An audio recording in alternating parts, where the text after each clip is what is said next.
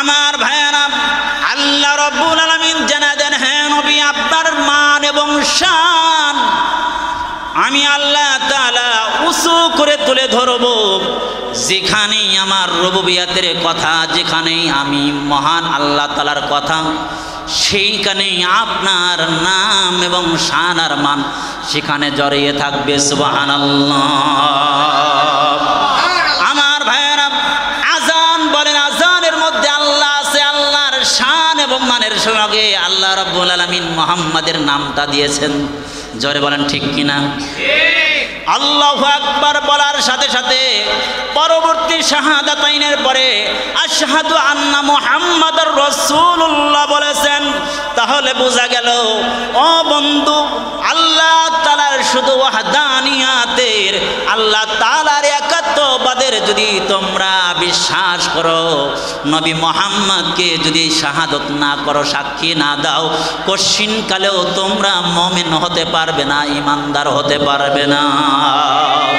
তাহলে বোঝা গেল, আমি আপনি যদি আল্লাহকে সাক্ষী দেওয়ার পাশাপাশি যদি আমার আপনার জীবনে কি করতে পারি, মুহাম্মদ রাসূলুল্লাহ সাল্লাল্লাহু আলাইহি সাল্লামকে সাক্ষী দিতে পারি, আমার আপনার নবী শেষ নবী, আমার আপনার নবী আশরাফুল আম্বিয়া, আমার আপনার নবী শ্রেষ্ঠ নবী, আমার আপনার নবী সাইয়্যিদ নবী, নেতা নবী, আমার আপনার খাতামুন নবী, আমার আপনার নবী খাতামুল আম্বিয়া নবী, আমার আপনার নবী শেষ নবী, আমার আপনার নবী শ্রেষ্ঠ পয়গম্বর, আমার আপনার নবী সর্বশেষ চিকিৎসক, আমার আপনার নবীর পরে কোনো নবীর দরকার নাই।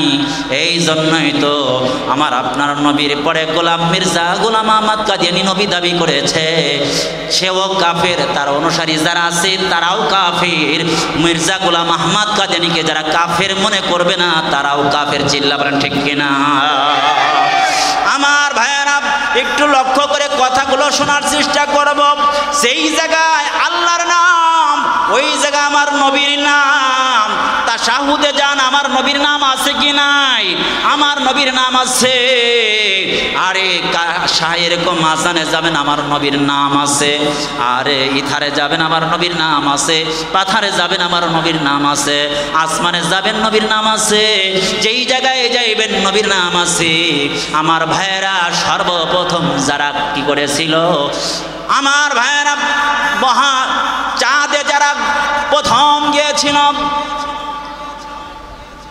অবন্ধু ভালো করে শুনি, নীলার মাস্টাম, আরো কি কি যেন নাম আমার এই মুহূর্তে অনেক আগে পড়েছিলাম, ইতিহাসটা কথা যত স্মরণ হয়ে গেল। দি 100 নামক মাইকেল হার্ট একটা কিতাব লিখেছে, 100 জন মহামনীষীর জীবনী লিখেছে। এই লোকটা খ্রিস্টান হওয়ার পরেও এই 100 জন মনীষীর দি 100 যে কিতাব লিখেছে, এর মধ্যে সর্বপ্রথম যার নাম লিপিবদ্ধ করেছে তিনি আর কেউ নন, তিনি আপনার নবী, আমার নবী মুহাম্মদ রাসূলুল্লাহ। জোরে বলেন সাল্লাল্লাহু। আমার ভাইয়েরা, তাকে জিজ্ঞাসা করা হলো, কেন তুমি খ্রিস্টান হয়ে যিশু খ্রিস্টান নাম তুমি কি করলে না সর্বপ্রথম নিলা নাম? কেন তার হিস্টোরি সর্বপ্রথম তুমি লিপিবদ্ধ করলাম? তিনি বলেন, আমি ঘেটে দেখেছি, ইসলাম ধর্ম ঘেটে দেখেছি। কেউ যদি শান্তি পেতে চায়, মুহাম্মাদের মতো আদর্শবান মানুষ আল্লাহর জমিনে কাউরে পাঠান নাই।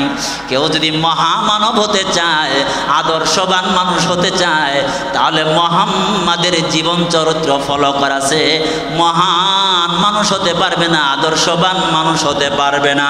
আমি দেখলাম এই মুহাম্মদ এমন মহামানব, যার মধ্যে কোনো লিক নাই, যার মধ্যে কোনো ত্রুটি নাই, যার সার্টিফাই আল্লাহ রাব্বুল আলামিন করেছেন, যার চরিত্রের সার্টিফিকেট মহান আল্লাহ তাআলা দিয়েছেন। কে কি বলবে দেখার বিষয় নাই, বাস্তব বিষয়টা আমার পুস্তকের মধ্যে মুহাম্মাদের নাম আগে লিপিবদ্ধ করে বাস্তবতাটা তুলে ধরেছি। বলেন সুবহানাল্লাহ। আমার ভাইয়েরা, এই পৃথিবীতে যত গবেষক আছে, যত বড় বড় গবেষক সবগুলো যারা নিরপেক্ষভাবে গবেষণা করেছে, নবী মুহাম্মদের জীবনী যারা গবেষণা করেছে, এই মানুষগুলো ইসলাম গ্রহণ না করে থাকতে পারে নাই। আমার ভাইয়েরা, একজন বড় বিজ্ঞানী চাঁদে গিয়ে যেন কি আমার শুনতে পেল, লোকটা তো আরবি বোঝে নাই, কিন্তু মিশরের কায়রোতে যখন আসলো, মেহমান হয়ে যখন মিশরের কায়রোতে যখন আসলো, তখন শুনলো আযান আশহাদু আল্লা ইলাহা ইল্লাল্লাহর পরে যখন শুনলো আশহাদু আন্না মুহাম্মাদার রাসূলুল্লাহ,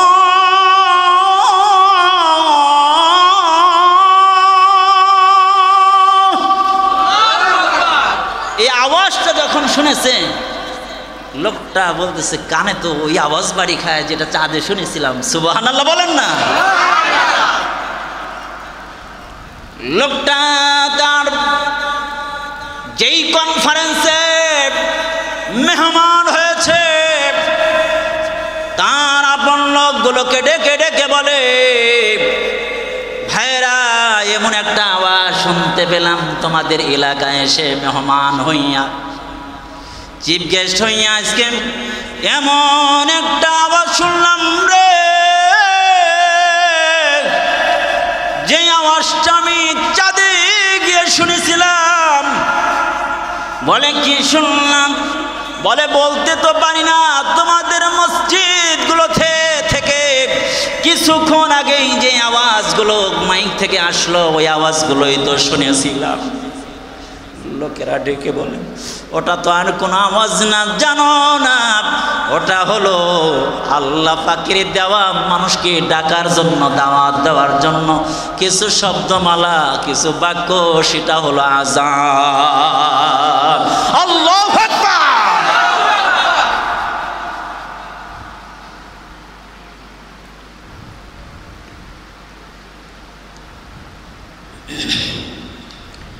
এই লোকটা বুঝতে পারলেন, এই যে চাঁদ চলে, সূর্য চলে, এর একজন ড্রাইভার আছে কি না? পৃথিবীর কোনো জিনিসই একা একা চলে না, চালাইতে হয়। পৃথিবীর কোনো জিনিস যদি একা না চলে, চালাইতে হয়। তাহলে আল্লাহর কসম করে বলি, পৃথিবী নামক যা আছে, আসমান আর জমিন আছে, চাঁদ বলো, সূর্য বলো, এগুলো চালানোর জন্য মহান মালিক আছে কি নাই? অবশ্যই আছে। লোকটার মাথায় ফিকিরি ধরে গেল, আমি তো আমার শুনলাম, যীশু খ্রিস্টের আওয়াজ শুনি নাই, ঈসা রুহুল্লাহর আওয়াজ শুনি নাই, শুনলাম তো শুনলাম, মুহাম্মাদের নাম শুনলাম। তাহলে বোঝা গেল আমার নবী মুহাম্মদ হলো শেষ নবী, আমার নবী মুহাম্মদ হলো আল্লাহর প্রিয় ভাজন। লোকটা গবেষণা করতে করতে তার গবেষণার পরিধি যখন বাড়ায় দিল, আমার নবীর যখন সিরাত পড়ার আরম্ভ করলো, আর লোকটা তো তাওরাত ইনজিল এগুলো তো পড়া আগেই স্টাডি করা ছিল। লোকটা বুঝতে পারলেন নবী মুহাম্মদ হলো শেষ নবী। আমার নবীর ব্যাপারে যে আল্লাহ বলেছেন, লাকাদ কানা লাকুম ফি রাসূলিল্লাহি উসওয়াতুন হাসানা, আমার নবীর মধ্যে আমাদের জন্য আল্লাহ বলেছেন তোমাদের জন্য উত্তম আদর্শ রেখেছে। মুহাম্মাদের মধ্যে। তাহলে আমি যদি মহান আদর্শবান হতে চাই, মুহাম্মদকে মাইনাস করে, মুহাম্মাদের চরিত্রকে মাইনাস করে, মুহাম্মদ সাল্লাল্লাহু আলাইহি সাল্লামের আদর্শ মাইনাস করে কখনো মহান ব্যক্তি হওয়া যাবে না। দুনিয়ার জগতে মহান ব্যক্তিও হওয়া যাবে না, পরকালেও মুক্তি পাওয়ার কোনো রাস্তাও আল্লাহ রাখেন নাই। সুবহানাল্লাহ। লোকটা দেরি করল না, ইতিহাসের পাতায় এখনো লেখা আছে, বন্ধু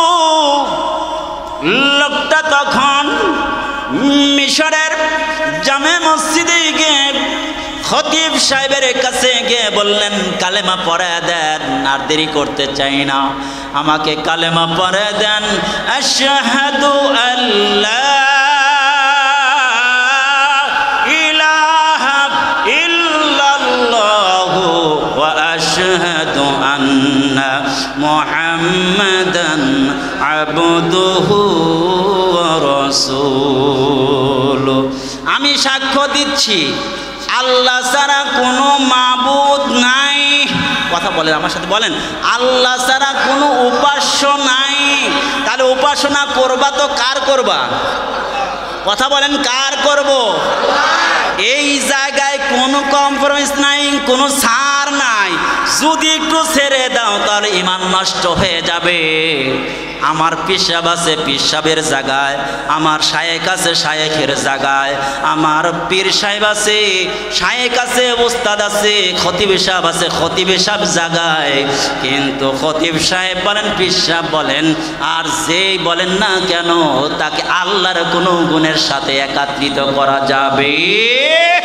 দিতে পারে তো একমাত্র কে দেয়? এই ভাই, এই আশা করবো না অমুকের দরবারে গেলে কিছু পাওয়া যাবে। আল্লাহর কসম করে বলি, তোমার ঈমানের মধ্যে বেজাল ঢুকেছে।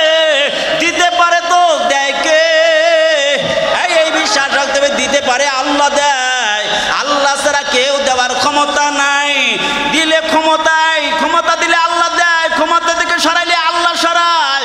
এই কামাই রুজে খারাপ হইলে আল্লাহ খারাপ করে।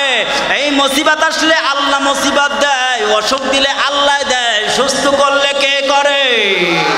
টাকার মালিক।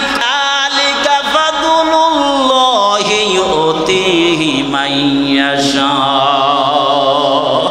আল্লাহ পাক বলেন, যাকে মনে চায় আল্লাহ পাক তাকে অনেক মাল দেন, যাকে মনে চায় না তাকে মাল আল্লাহ পাক দেন না। এটাও পরীক্ষা। এটাও কি? আমার ভাইরা বলতেছিলাম, ইবাদতের উপযুক্ত তো কে?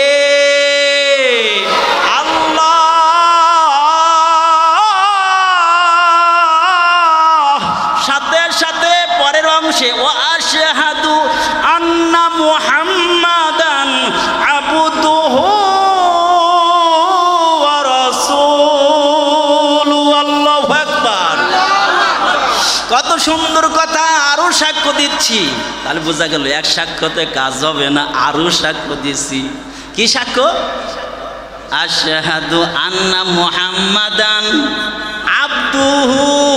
তারা মানতো আব্দুল্লাহ, আব্দুল্লাহর বেটা। মুহাম্মদ আব্দুল্লাহর বেটা মানতো, ভালো মানুষ মানতো। রসুলুহুটা মানে নাই। কি মানে নাই? ভেজাল এই জায়গায়। ওই জামানায় যারা মূর্খ ছিল না, ওরাও বড় শিক্ষিত ছিল। ওরাও তো আল্লাহরে মানতো, বাইতুল্লাহর খেদমত করত। ওরাও তো কি করতো? আল্লাহ বিশ্বাসী ছিল। কিন্তু তারা মুহাম্মদ রে আব্দুল্লাহর পুত্র মানতো, ও রসুলুহু মানতে বেজাল ছিল। এই জন্য ওরা মুসলমান হতে পারে নাই। চিল্লা বলেন ঠিক কিনা? আমার ভাইয়েরা, এই যে আমি সাক্ষ্য দিলাম আল্লাহ হইল, আরে রসুল হইল আল্লাহর রসুল, মুহাম্মদ হইল আল্লাহর রসুল। তাহলে এই জায়গায় কমপ্লিট হয়ে গেল। শিরোনাম, হেডলাইন আল্লাহ পাক দিয়ে দিলেন জিন্দেগির। এই ইবাদত করবা আল্লাহর করবা। ইবাদত করবা কিভাবে করবা? মুহাম্মাদের পন্থায় করবা। দুনিয়ার কোনো মানুষের পন্থায় যদি ইবাদত করো চলবে না। দুনিয়ার কোনো মানুষের মতবাদ মানলে চলবে না।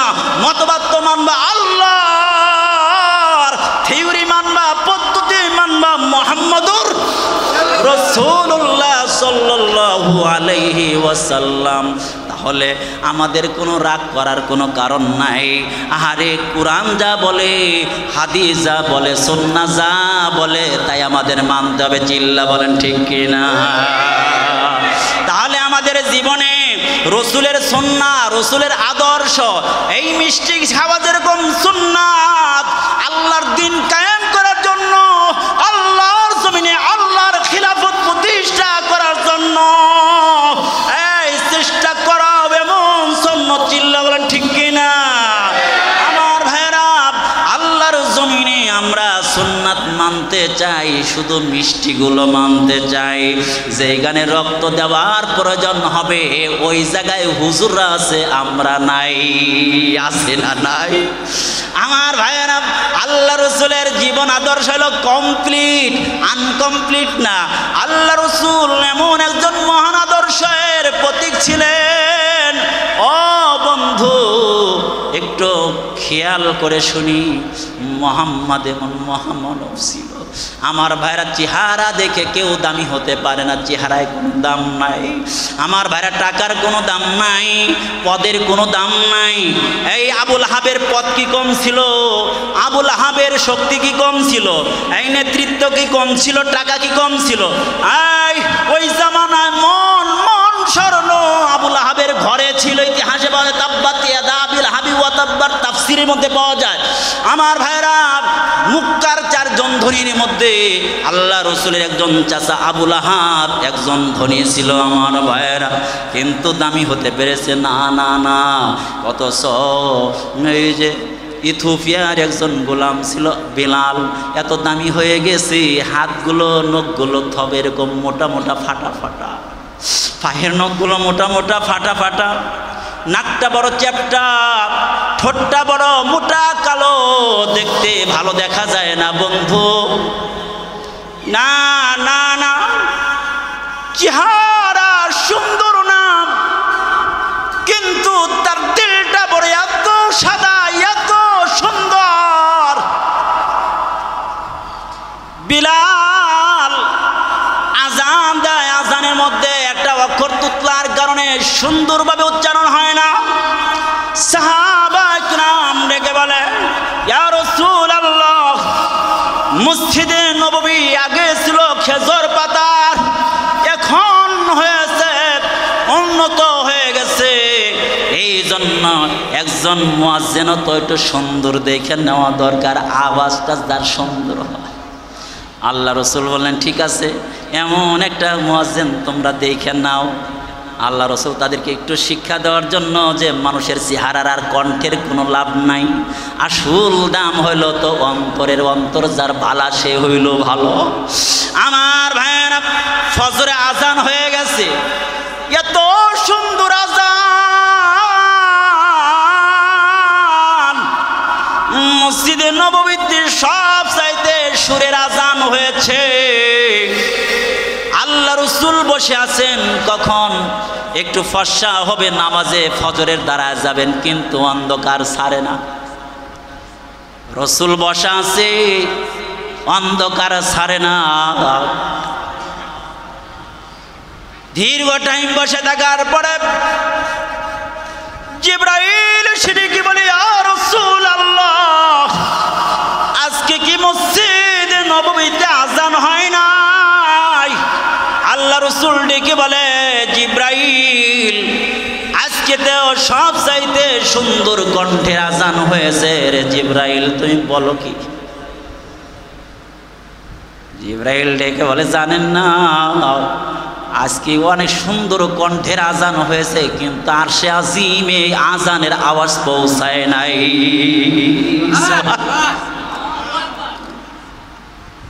বিলাল ডেকে আজান দেওয়ান, এই বিলাল কোথায় আজান দাও?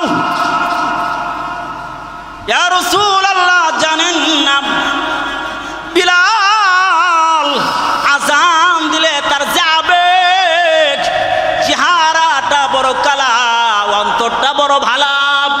এই যখন বিলাল আজান দেয়, বিলাল বিলালের আজানের ধাক্কা সরাসরি আরশে আজিমে গিয়ে ধাক্কা লেগে যায়। এই জন্য এক কবি আশিক বলেন, রুসমে আজার গাই হায়, রুসমে আজার গাই হায়, তালকিন গজালি না রহি, ফলসফা তো রহ গাই হায়, ফলসফা তো রহ গাই হায়, রূহে বিলালি না রহি। এই গতানুগতিক আসুরের আজান তো আছে, কিন্তু রুহানি জানদার যে আজানটা বিলালের মতো আজান তো আর পাওয়া যায় না। নবীর ইন্তেকাল হয়ে গেছে, বিলালও মদিনায় থেকে বের হয়ে চলে গেছে। কেমন আশিকের রাসূল ছিল এই বিলাল! মদিনায় নাই, বিলাল মদিনা থেকে চলে গেছে। কেন গো? বিলাল ডেকে বলে, আমি যখন আজান দিতাম নবী আমার সামনে থাকতো, তখন আসে হাতু যখন বলতাম আঙ্গুলটা রাসূলের দিকে ইশারা করে আমি আজান দিতাম। আজকে থেকে কোন দিকে ইশারা করে আজান দেব? যখন আমি আশহাদু আন্না মুহাম্মাদ বলবো, তখন তো আমার কলিজায় ঠিক থাকতে পারবো না, আমি জ্ঞান ঠিক থাকবে না। এই জন্য বিলাল মদিনা থেকে চলে গেছে। দীর্ঘদিন পর মদিনায় বিলাল ঢুকতেছে। আল্লাহ রসুল গালেবান স্বপ্নে যুগে বলেছেন, বিলাল রে, কেন তুমি আমারে ছেড়ে এত দূরে চলে গেলা? এত দূরে কেন চলে গেলা? মদিনা ছেড়ে গেলা, তুমি কি মসজিদে নববীতে আসবা না? আমার কথা কি তোমার মনে পড়ে না? বিলাল দৌড়া মসজিদে নববীতে এসেছে। বিলাল দেখে মসজিদে নববীর মদিনার লোকদের জন্য ঈদের আনন্দ ছুটে গেছে, বাদ ভাঙ্গা আনন্দ চলে আসছে। মদিনার যুবকরা মসজিদে নববীতে দৌড়া চলে আসছে, বিলাল ভাই আসছে। মহিলারা পর্যন্ত ঘর থেকে বের হইয়া এবার লোকেরা বলে, ভাইজান, মসজিদে নববীতে যখন রাসূল ছিল আপনি আজান দিতেন, আজকে আপনি আজান দেন গো। আজকে যদি আজান দেন, রাসূলের ওই জামানার কথাটা আমাদের অন্তরের মধ্যে আবার মনে পড়ে যাবে। এই জন্য আজকে অনুরোধ করি, আজকে একটু আজানটা আপনি দেন। আজান দিতে চায় না। এবার হাসান হুসাইন এসে বলে, চাচা, আমরা তো নবী মুহাম্মাদের কলিজার টুকরা। আপনি দেখে এসেছেন আমরা কত নবী মুহাম্মাদের ঘাড়ে উঠে আমরা খেলতাম, আমাদেরকে এত আদর করতো। আমরা আজকে আপনাকে অনুরোধ করি, আজকে আজানটা আপনি দিবেন। বিলাল যখন হাসান হুসাইনের অনুরোধে আজান শুরু করেছে, আইরে নবীর জামানার ওই আজানের আওয়াজ যখন মদিনার অলিতে গলিতে যখন আওয়াজ চলে গেছে, আরে আবার বৃদ্ধ নাই, যুবক নাই, যুবতী নাই, মদিনার ঘর থেকে লোকেরা বের হয়ে গেছে। আজকে তো অনেক দিন পরে সেই নবীর যুগের আজান শোনা যায়, বিলালের আজান শোনা যায়। আমার ভাইরা, এটা একটা ইশক, এটা হলো ইশক। হकीकत में वही कामिल, এই हकीकत में वही कामिल, शिकस्ता दिल जिसे हासिल, बहुत तालिब खुदा मिलता, शिकस्ता दिल जिसे मिलता, शिकस्ता दिल जिसे हासिल, हकीकत में वही कामिल, शिकस्ता दिल जिसे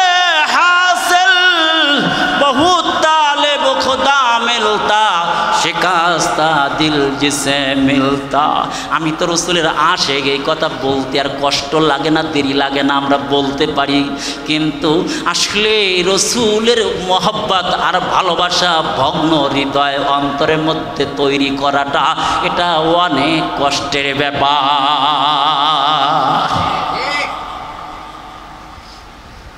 আমরা তো আছি রসুলের আশিক, রসুলের মহব্বতকারী, রসুলের আশিক, রসুলকে অনেক ভালোবাসি, রসুলকে অনেক ভালোবাসি। মাশাআল্লাহ কথা যে বলে ভালো কথা, কিন্তু রসুলের সুন্নাহগুলো দেখে দেখে আদর্শগুলো তো আমার জীবনে নিয়ে আসতে হবে। আল্লাহ আল্লাহ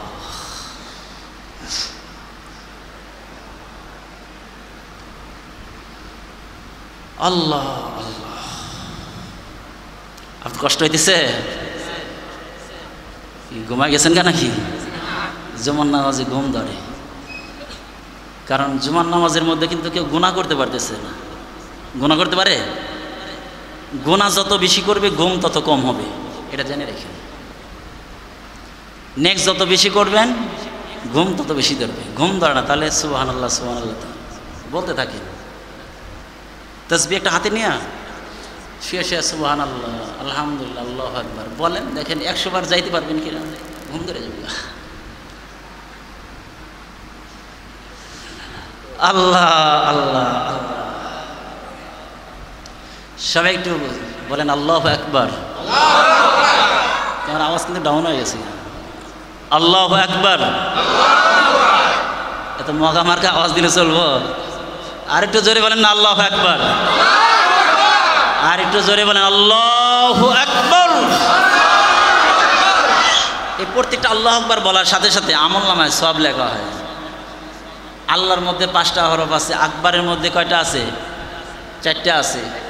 তাহলে 9টা, তাহলে 990টা তো হয়ে গেছে অলরেডি। আর যে আবেগ নিয়ে ওইভাবে বলতে পারে, আল্লাহ তাআলা দিল দেখে যে কত দিব তো আল্লাহ পাক ভালো জানে। আল্লাহু আকবার বলেন।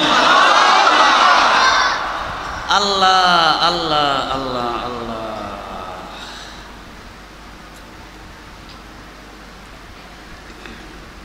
তাহলে আমরা সবাই রসুলের আশিক, ঠিক কি না? রসুলের আশিক, রসুলের আশিক হইতে হইলে সাথে সাথে কি থাকতে হবে? রসুলের প্রত্যেকটা সুন্নত আমার মধ্যে থাকতে হবে। ঘরের মধ্যে সুন্নতগুলো আছে আলহামদুলিল্লাহ, মসজিদের সুন্নতগুলো আছে, অন্য অন্য সুন্নত থাকতে হবে। যখন রসুলের বিরুদ্ধে কেউ কোনো কথা বলে, রসুলের শান মানের বিরুদ্ধে কোনো কথা বলে, তার বিরুদ্ধে অবস্থান করা, তার সাথে সম্পর্ক বিচ্ছিন্ন করা, এটাও রসুলের আশিকের একটা আলামত। চিল্লা বলেন ঠিক কিনা? আল্লাহ, একটা কথা মনে পড়লো, অল্প টাইম বলে দিই। উহুদের ময়দানে যখন এই আওয়াজটা উঠেছে, কদ কুতিলা মুহাম্মদ, মুহাম্মদ শহীদ হয়ে গেছে, এই কথা যখন আওয়াজ হয়ে গেছে, তখন হানজালা রাদিয়াল্লাহু তাআলা তখন সফে জুফাফ ছিল, বাসর রাত, সহবাস হয়েছে। এখন ফরজ গোসল করবেন নামাজের আগে, পানি মাথায় ঢালবেন। এমনই সময় যখন এই এলান শুনছে, কদ কুতিলা মুহাম্মদ, মুহাম্মদ শহীদ হয়ে গেছে, সাথে সাথে হাত কাঁপতে কাঁপতে পানির বালতিটা বা বদনাটা, লোটাটা সাথে সাথে পড়ে গেছে। আল্লাহু আকবার বলবেন। কেমন তার আশিক ছিল, লুঙ্গি পায়জামা যা বলেন যা ছিল কাঁধে সব রেখে ঘরের মধ্যে চলে আসছে। হাতে নিয়েছেন তরবারি। কি নিয়েছেন? হাতে তরবারি নিয়েছেন।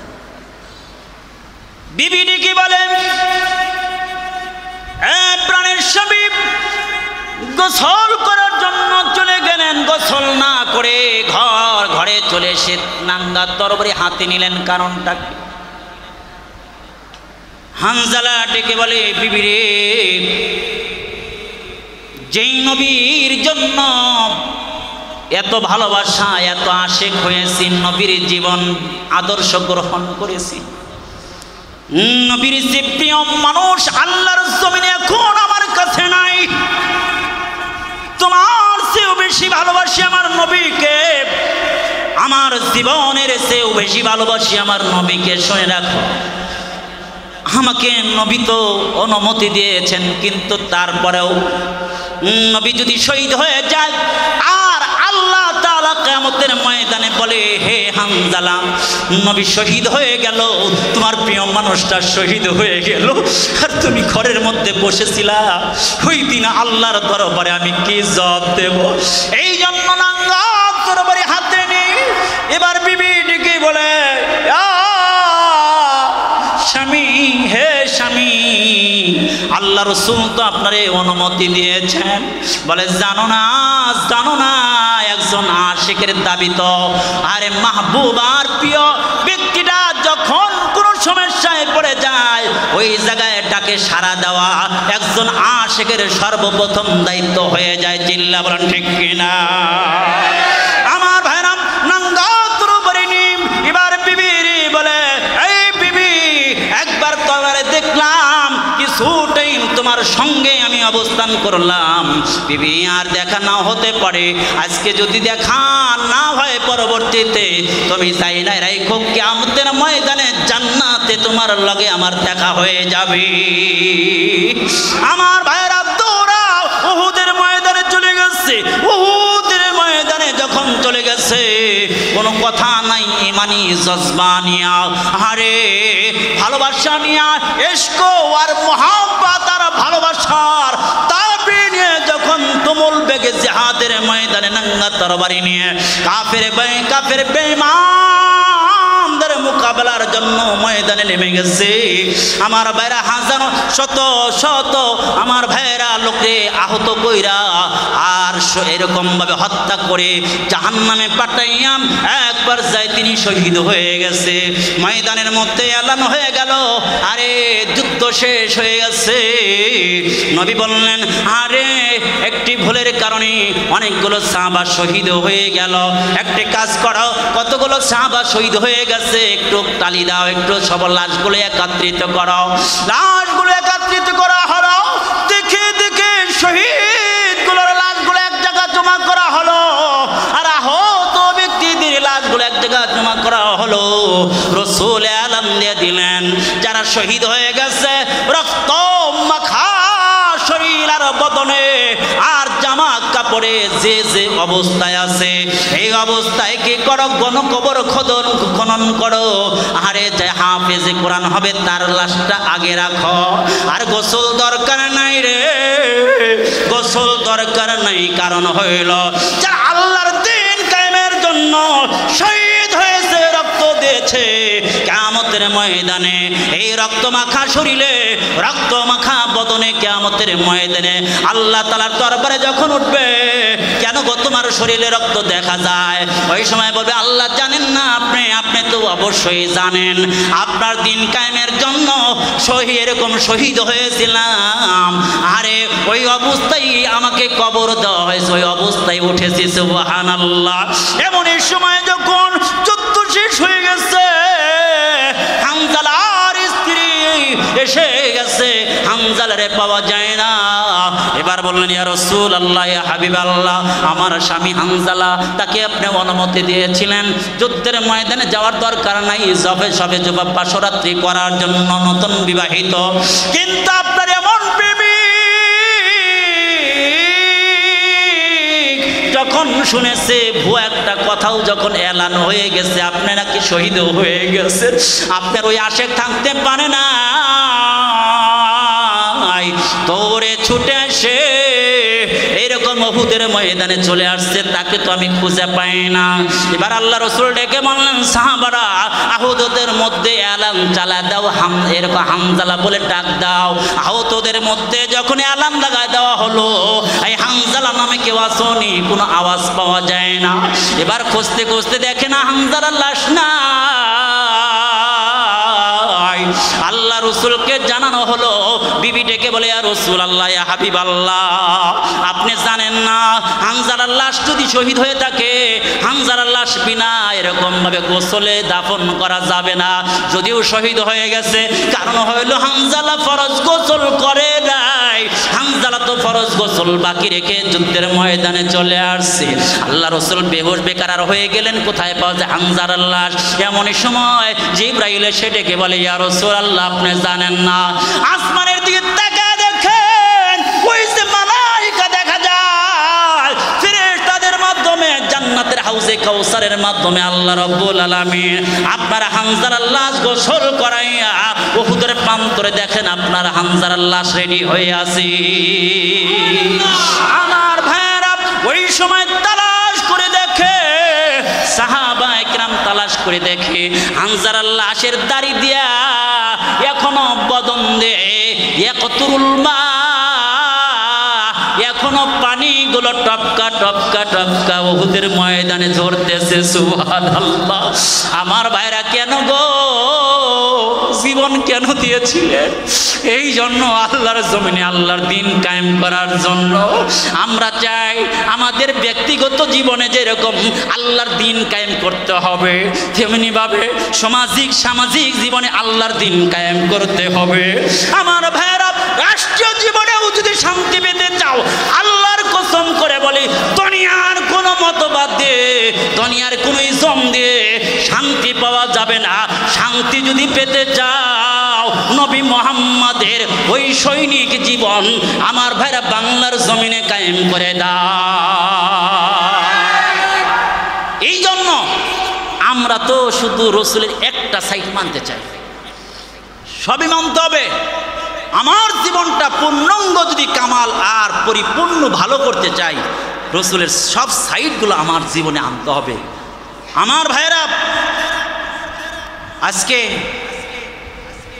যেদিকে তাকায় অশান্তি, যেদিকে তাকান, যাকে জিজ্ঞাসা করেন শুধু অশান্তি আর অশান্তি। এর কারণ কি? কারণ আমরা হইলাম একদম মুখে খুব পাকা। আমার কথা বলছি, আপনাদের কথা বলছি না। মুখে খুব পাকা আমরা, বাস্তব গিয়ে অনেক কাঁচা, বাস্তবে গিয়ে অনেক কাঁচা। हम मुसलमान ही, हम में मुसलमानी नहीं, हम मोमिन है मगर ईमान में कामिल नहीं, हम मोमिन है मगर ईमान में কামিল নেহি। ডক্টর ইকবাল এই জন্য সুন্দর করে বলছেন, আমরা তো মুসলমান ঠিক, কিন্তু মুসলমানিয়ত তো নাই। ইমানদার দাবি করি, ঠিক ইমানদারি নাই। এই জন্য জিন্দিগিকে আস্তে আস্তে আমরা শুদ্ধারানির চেষ্টা করি। এভাবে শুনতে থাকবো, এভাবে সময় যাইতে থাকবে, মোমবাতির মতো গলতে থাকবে, হায়াত শেষ হইতে থাকবে, হঠাৎ করে নিভে যাবে, হঠাৎ করে নিভে যাবে।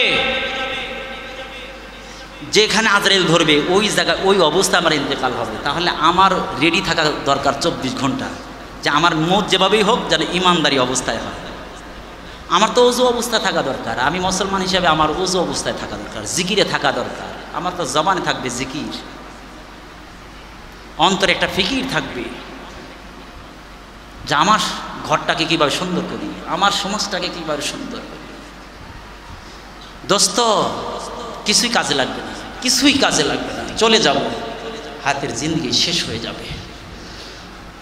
আল্লাহ পাক আমাদের রসুলকে আমাদের ব্যক্তিগত জীবন, পারিবারিক জীবন, রাষ্ট্রীয় জীবন সব জায়গায় পরিপূর্ণভাবে আনুগত্য অনুসরণ করার তৌফিক দান করেন, আমিন। আখির দাওয়ানা আলহামদুলিল্লাহি রাব্বিল আলামিন। যারা সুন্নাত পড়ি, যারা সুন্নাত